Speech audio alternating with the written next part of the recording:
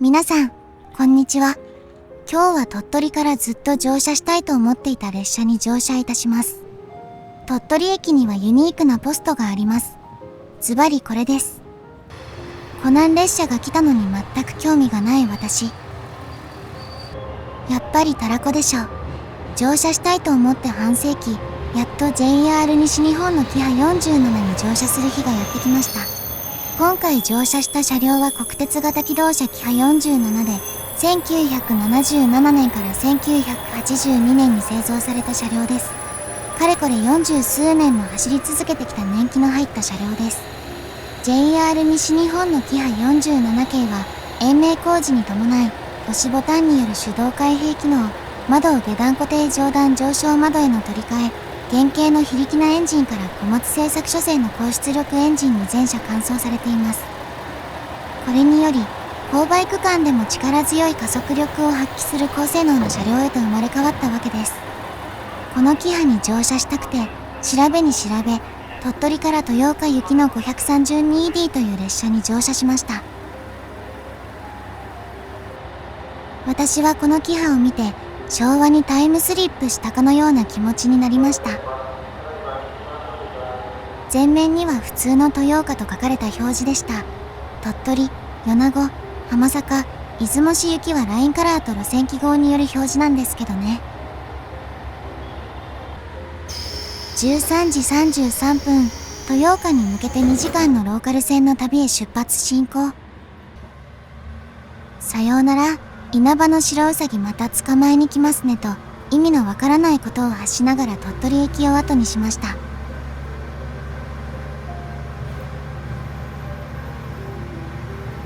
前に乗車した徳島から鳴門行きのキハ47の原型エンジンはもっさりしていましたが、このキハ47は高出力エンジンに乗せ替えてあるので加速力が別物でした。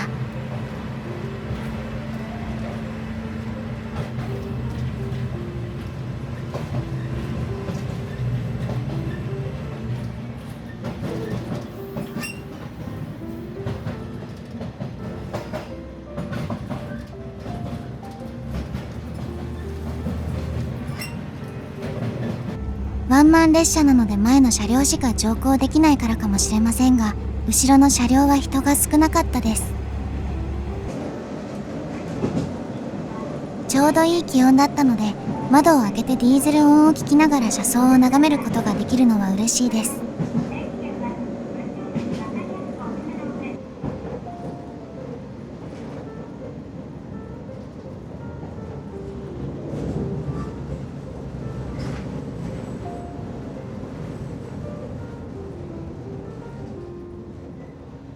最初の駅、福部駅に到着です。ちょうど入れ違いのキハ47が待っていましたよ。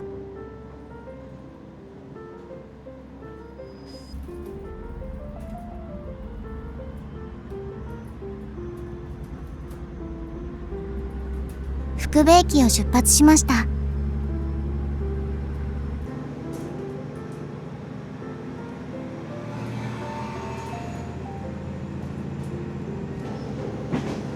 運転士さんがいる前面から撮影してみました。確認用ミラーがあって前面展望は無理そうです。それでも諦めることができず、トンネル手前で下から撮影しました。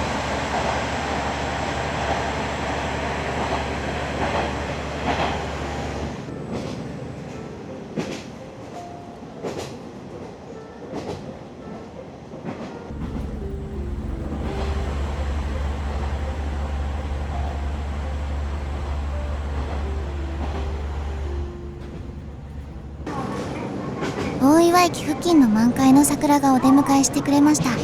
なんとその数約100本ということです。これはすごかったです。大岩駅はアニメのフリーの聖地だそうです。けどこのアニメは見ておらず全くわかりません。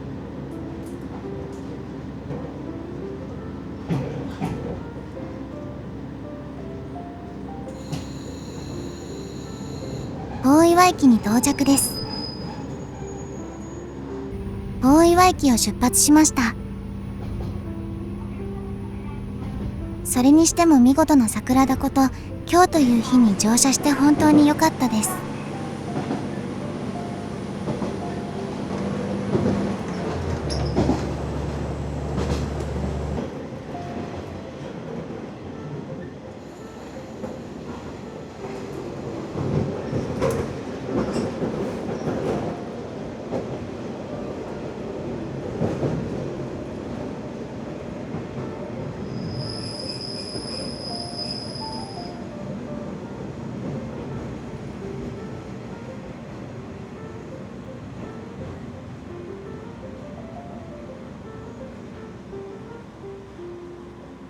岩見駅に到着です。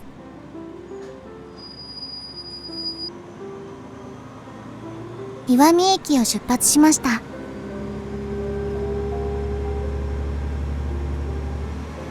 岩見駅の周りにも満開の桜が咲いていました。山陰本線の沿線は桜がとても多いように思えます。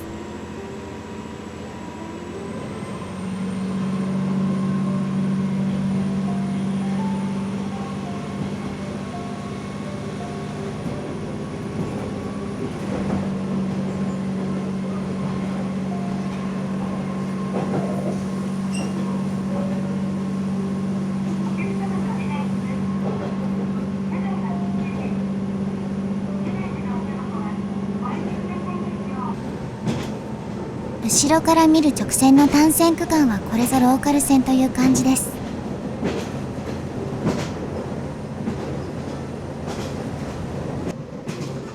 鳥取駅を出てやっと海が見えてきました。羽尾海岸という美しい砂浜です。ここは多くのサーファーが訪れる人気スポットでもあります。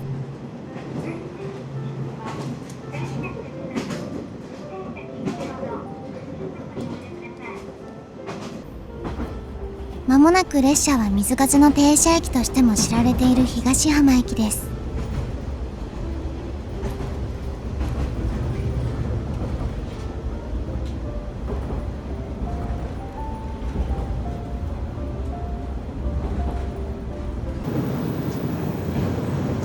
東浜駅に到着です。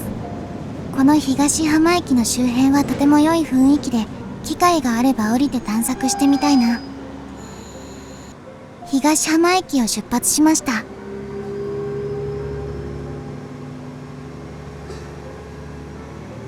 あ、先ほど車内にいた海外の方が東浜駅で降りられ、列車を撮影されていました。実はさっき、海外の方も同じポケット3使いで、お互いポケット3を指さして挨拶をしたのです。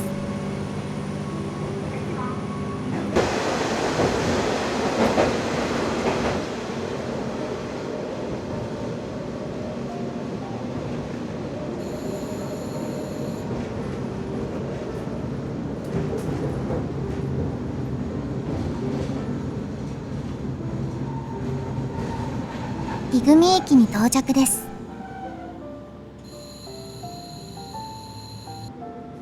伊組駅を出発しました。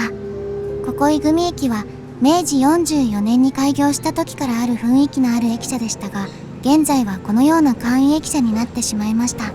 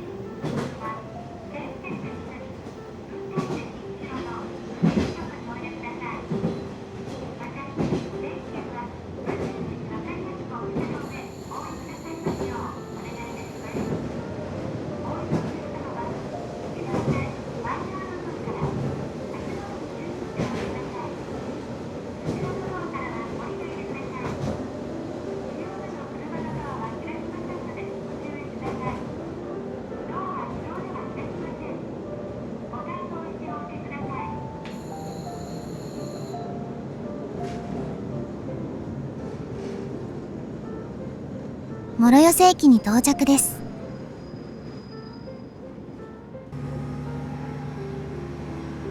諸寄駅を出発しました。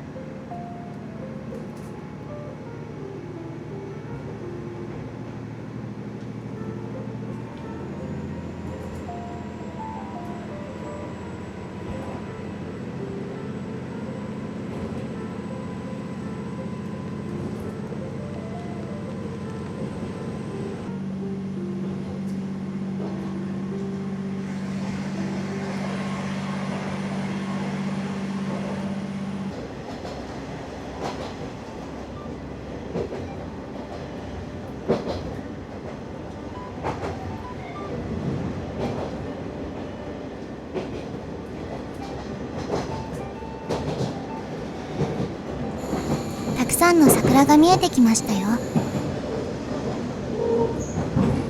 そして桜の中に円柱の塔があるのが SL 給水塔です。明治44年に作られたものだそうです。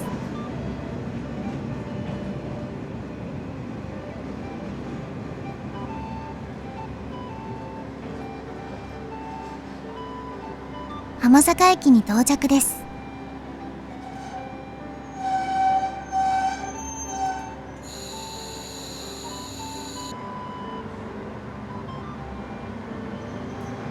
浜坂駅を出発しました。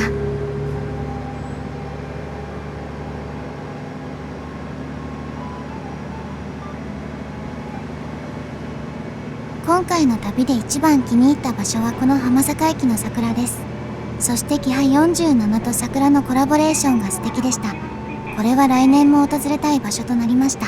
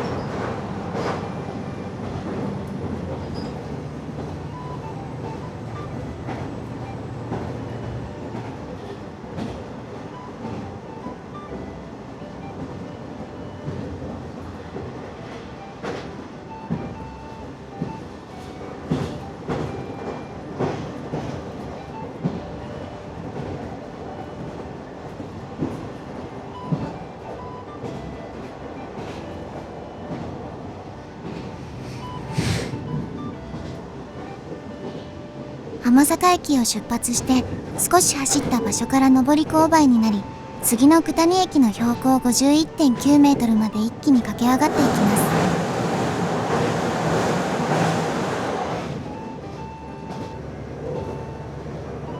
当時まだトンネルの掘削技術が今のように進歩していなかったため、トンネルを掘る区間を短くしたいがために山の上の方からトンネルを掘るという方法が取られたそうです。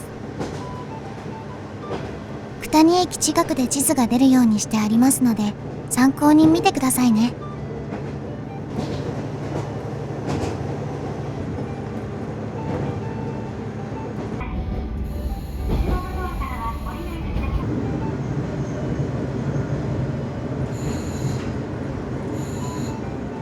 九谷駅に到着です。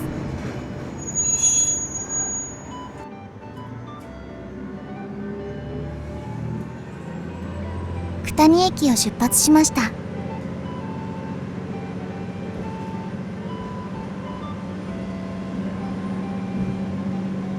九谷駅の標高 51.9 メートルからトンネルを走ると、次の余部駅の標高 43.9 メートルあたりまで少し下り勾配になります。山の上に導管トンネルを掘ったため、余部駅から高さ 41.5 メートルという高さの橋を架けなくてはいけなくなったのです。これが余部鉄橋です。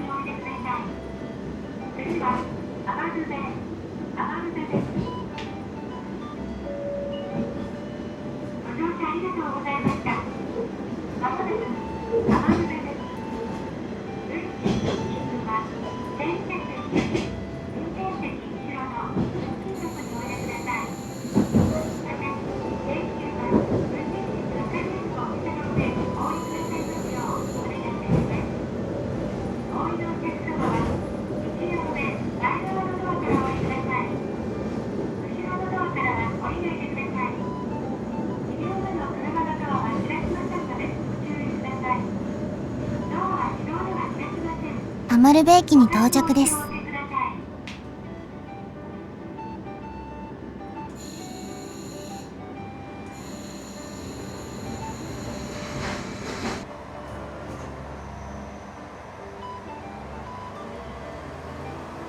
余部駅を出発しました。天気もいいし、高いところから見る日本海の景色は最高です。昔、寝台特急出雲に乗車した時、鉄骨の鉄橋で迫力あったけど、コンクリートになった時はショックだったな。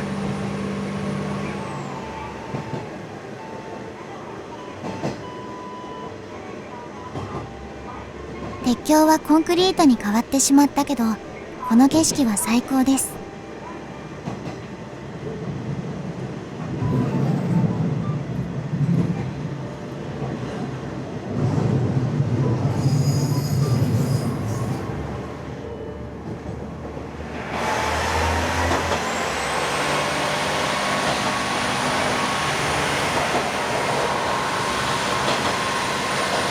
オイルトンネルに入って少しすると、左側のロックシェットと呼ばれる場所から絶景を見ることができます。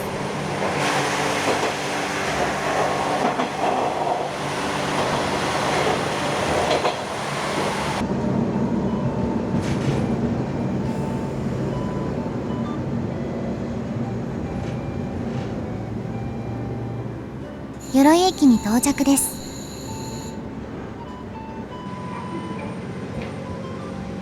鎧駅を出発しました。鎧駅は2001年冬の青春18切符のポスターに採用された駅です。これがポスターです。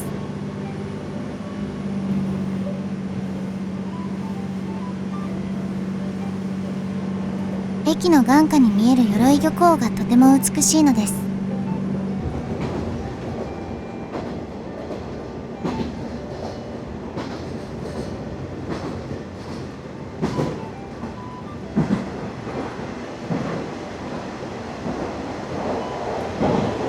トンネル内を見ると、レンガ造りのトンネルが多いのに気づくと思います。明治から大正時代に作られたものだそうです。鎧駅の標高 39.5 メートルから次の霞駅の標高7メートルまで下り勾配を降りていきます。霞湾が見えてきました。毎年、霞のカニ祭りで盛り上がるところでもあります。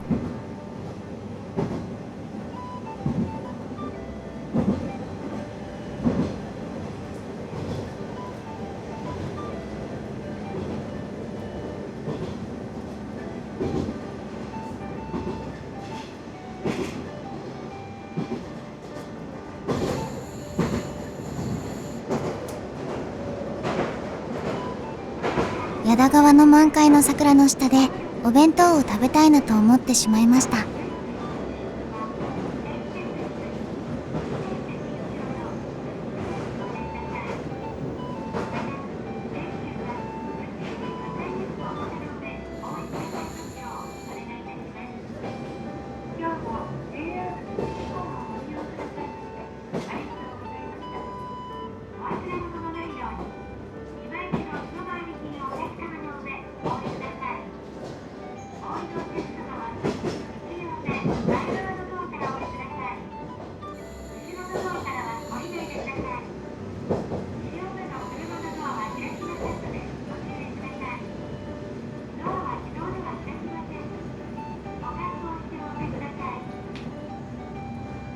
霞駅に到着です。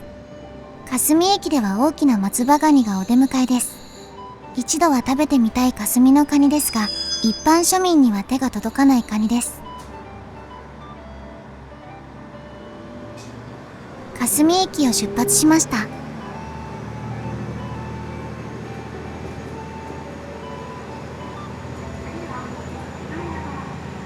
向かいのホームには大きいカニの爪が鎮座していましたよ。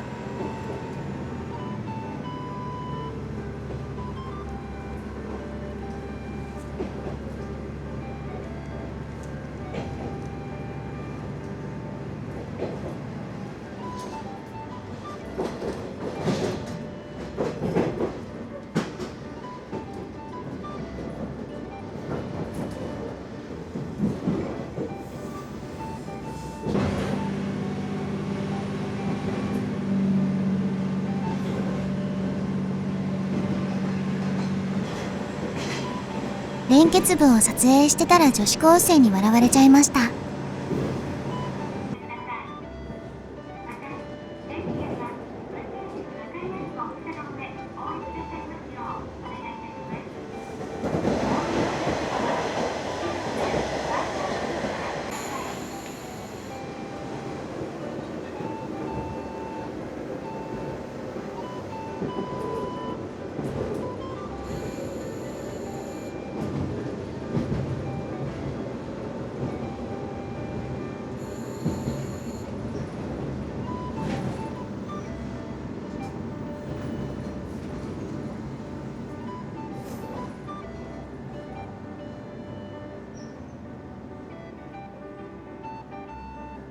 芝山駅に到着です。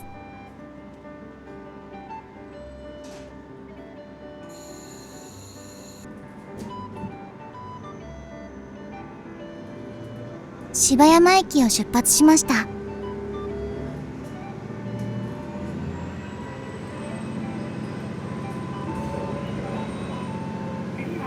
この芝山駅でも満開の桜を楽しむことができました。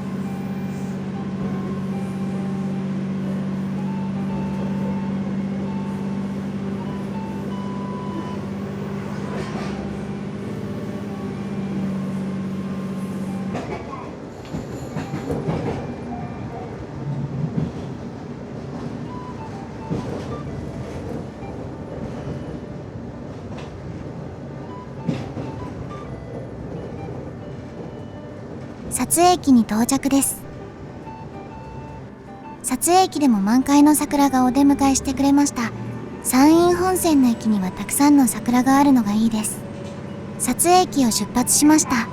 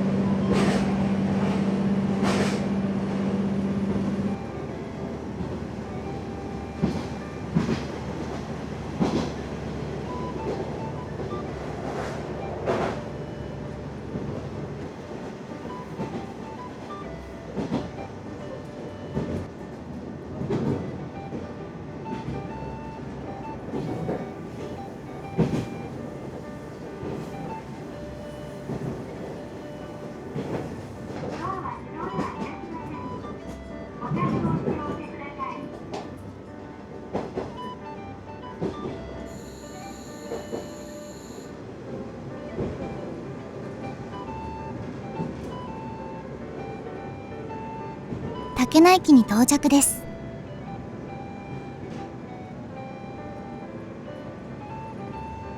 この駅も桜がとても綺麗な駅でした。竹名駅で15分の停車です。すれ違いの列車が豊岡方面から入線してきました。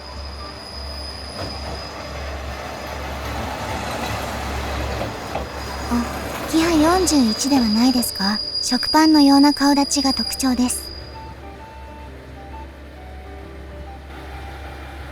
先頭からキハ47を見ていってみますね。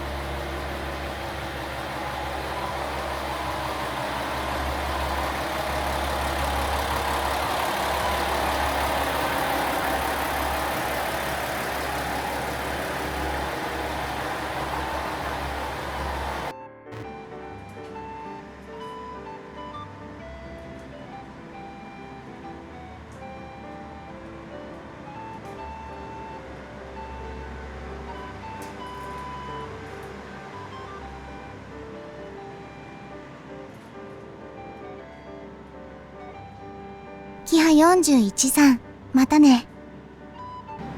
じっくりとキハ47を拝見いたしましょう。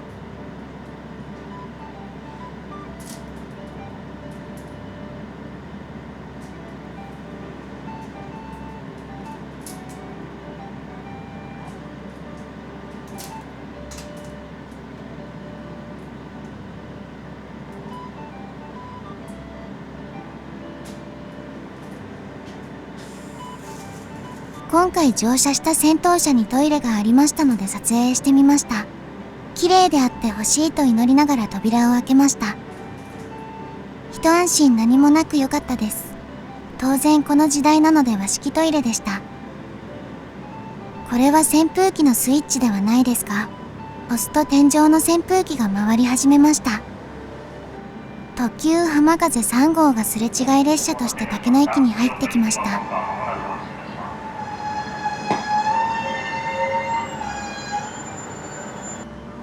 そして私の乗車している列車が先に竹野駅を出発しました。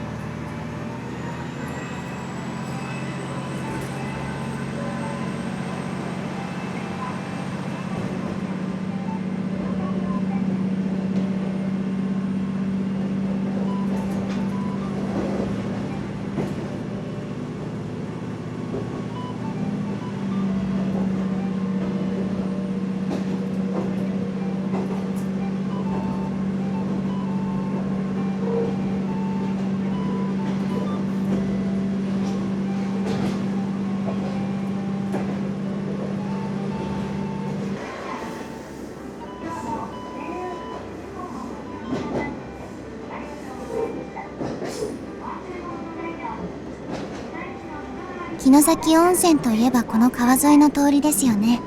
今日はこれから一風呂浴びて帰ります。終点の豊岡とも思いましたが、城崎温泉で下車です。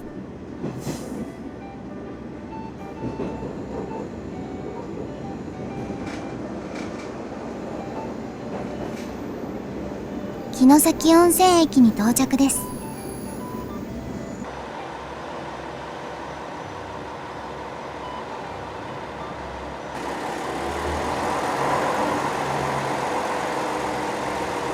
今日はありがとう。きっとまた乗車しに来るね。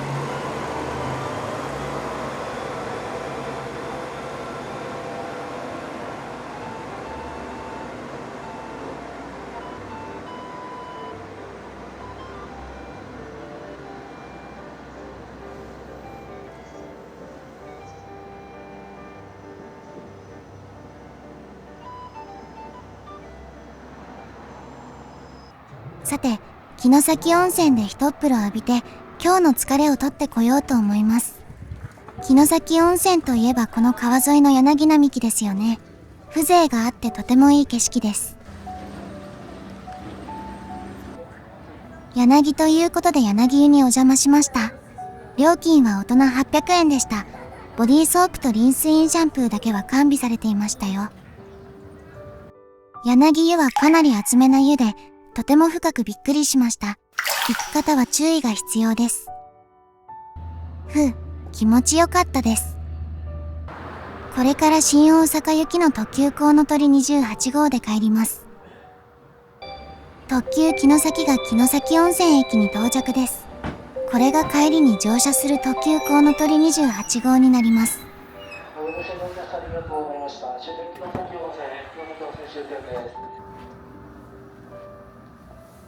さて、帰りはリッチにグリーン車で帰ろうと思います。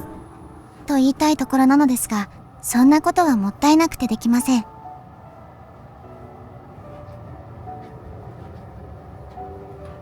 グリーン車を通り抜け、ドアを開けたら普通席。そして普通席では少し特別な 6D 席なのです。なんと一人シートという贅沢仕様。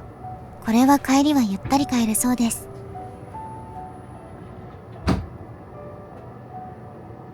それにこの誰もいない貸し切り状態。これは最高。と思ってたら出発前に駆け込み乗車で貸し切りではなくなってしまった。残念。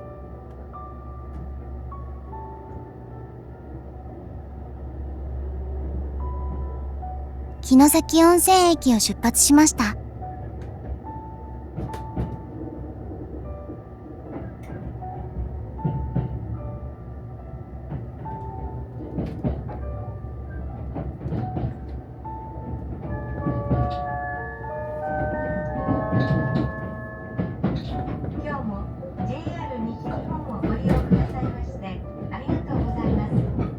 特急こうのとり28 8号新大阪行きです。列車は前から。夜ではいい景色も撮れず、寝てしまったと思ったらもう新大阪駅に到着していました。さて降りましょう。あ、パンダ黒潮号だ。それもユートピアスマイルトレインではないですか。これは乗車したい。いつかまた乗車する時まで。さようなら。今回の動画はこれでおしまいです。ご視聴ありがとうございました。また次の動画でお会いしましょう。